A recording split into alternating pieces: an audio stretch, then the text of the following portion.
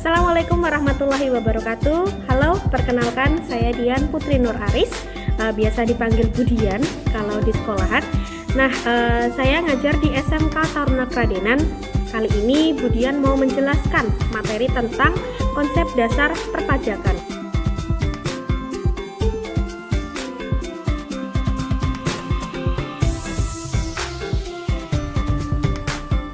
Oke, langsung saja. Ada 4 materi yang akan Budian sampaikan atau Budian bahas. Yang pertama, jenis-jenis dan tata cara perpajakan. Yang kedua, bagaimana menerapkan NPWP. Yang ketiga, bentuk surat dalam perpajakan. Dan yang keempat adalah cara menghitung PPh pasal 21. Sebelum kita membahas tentang 4 materi yang Budian sampaikan tadi, Budian mau tanya dulu nih, apa sih yang kalian ketahui tentang perpajakan? Nah, yuk bareng-bareng kita tulis jawabannya di buku ya. Oke, Budian bahas tentang perpajakan tadi ya.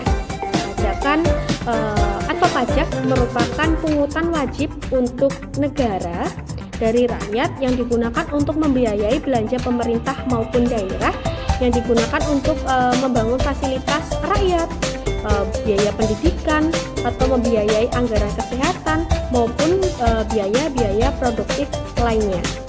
Oke, kita bahas lagi pemungutan lain yang serupa dengan pajak. Itu ada retribusi, ada iuran, ada sumbangan, ada bea cukai, bea masuk, maupun bea materai. Nah, terus apa sih yang membedakan dengan pajak? Yuk kita bahas. Oke, kita bahas satu persatu. Yang pertama adalah biaya materai. Biaya materai adalah pemungutan yang dikenakan atas dokumen dengan menggunakan benda materai. Nah, biasanya benda materai itu ada nominalnya.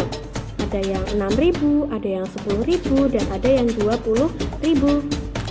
Kita bahas yang kedua. Yang kedua adalah bea cukai.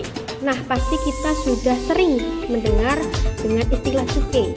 Nah, cukai adalah pungutan yang dikenakan atas barang tertentu yang sudah ditetapkan untuk masing-masing jenis barang yang mempunyai sifat dan karakteristik yang berbeda yang sudah ditetapkan Undang-Undang Nomor 11 Tahun 1995 tentang cukai.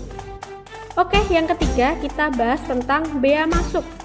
Bea masuk adalah pungutan negara yang dilakukan oleh Direktorat Jenderal Pajak berdasarkan undang-undang yang berlaku. Terus yang selanjutnya bea keluar. Nah, bea keluar ini adalah pungutan yang dimasukkan ke dalam pemerintah daerah maupun pemerintah pusat berdasarkan harga atau nilai atau tarif tertentu.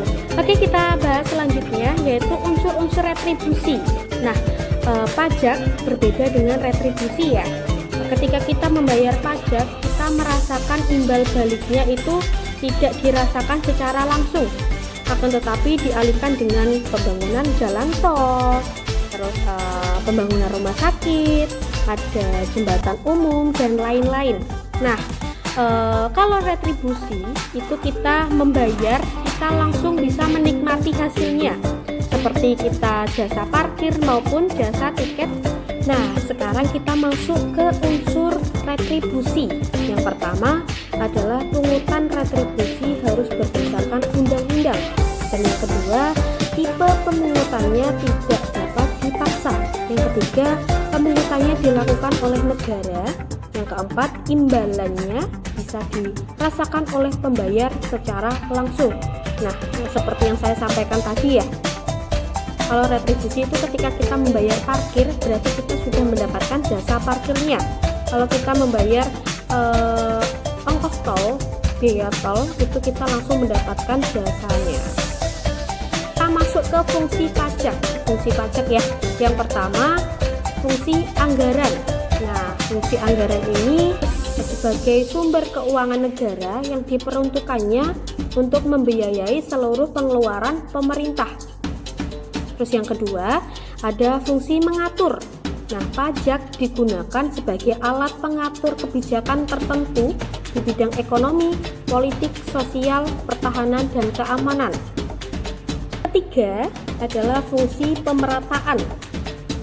Pajak yang dipungut pemerintah selanjutnya akan dikembalikan lagi kepada masyarakat dalam bentuk penyediaan fasilitas publik. Terus yang keempat ada fungsi legalitas pemerintah. Pemerintah akan membebani pajak atas warga negara dan warga negara meminta akuntabilitas pemerintah sebagai bahan kesepakatan. Terus yang kelima ada fungsi stabilitas. Kita mempunyai dana untuk menjalankan kebijakan yang berhubungan dengan stabilitas warga.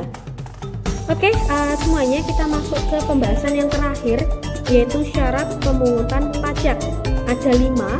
Yang pertama syarat keadilan, yang kedua syarat yuridis, yang ketiga syarat ekonomis, yang keempat syarat finansial, dan yang kelima sederhana.